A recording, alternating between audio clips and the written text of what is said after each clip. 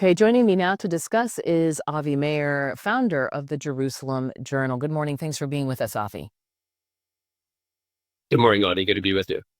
Now, can you talk about this argument that this is something that rewards Hamas? Some of the statements from the leaders we're hearing, it says specifically that they're trying to show that they are not rewarding Hamas. For example, Mark Carney saying that this doesn't legitimize terrorism. Furthermore, it in no way compromises Canada's support for the state of Israel.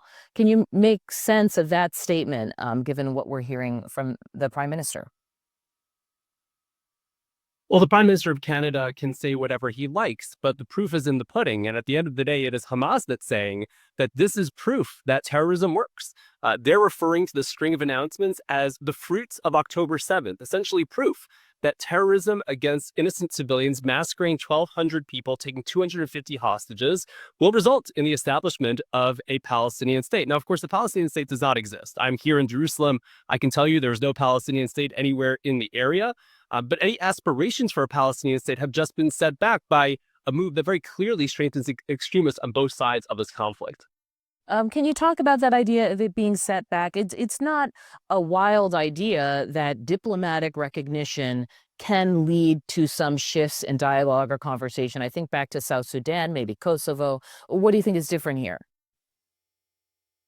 Well, dialogue is, of course, critically important, and a two-state solution is the only viable end to this conflict. But that has to be negotiated between a reasonable and responsible Palestinian leadership and an equivalent leadership on the Israeli side. That is not what we're talking about here. We're talking about putting the cart before the horse. We're talking about essentially saying, Palestinians, here, you take this Palestinian state. You don't have to do any reforms. You don't have to denounce terror. You don't have to end this war.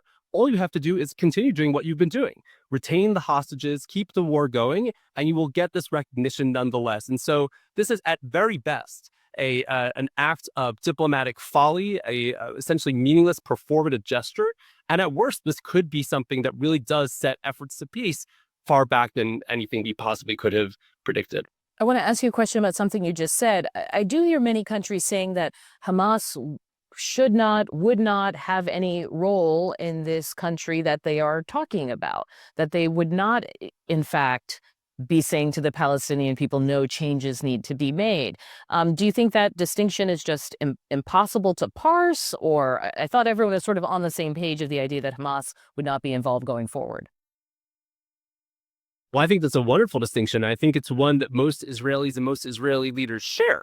I think this is the general consensus in Israel that Hamas can have no role in the future governance of the Gaza Strip, that, of course, would weaponize the territory and its people in its war of annihilation against Israel. But that is not what these countries are saying. They're not predicating the recognition of this so-called Palestinian state on the removal of Hamas as a governing authority, on the release of those hostages, on the end of the war. They're saying, recognition comes now.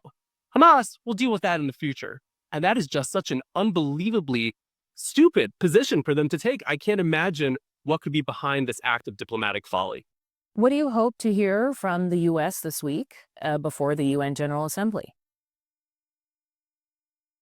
Well, what I'd like to hear from the US is, first of all, a denunciation of these meaningless, if not damaging gestures. This is not something that will promote peace or end to this conflict. I think that's very clear. The United States has said openly that this is a performative gesture, and it's not a position that the United States holds. But I'd also like to hear that the US is pressing its allies in the region, those who have relationships with Hamas. Of course, I'm referring to Qatar and to Turkey and perhaps others as well, to apply pressure in turn on Hamas to show some flexibility, come back to the negotiating table, and bring this horrific war to an end. That is what a majority of Israelis want. It's a majority of Palestinians want. It's the only thing that will bring this conflict to an end and bring those hostages back home. That's Avi Mayer, founder of the Jerusalem Journal.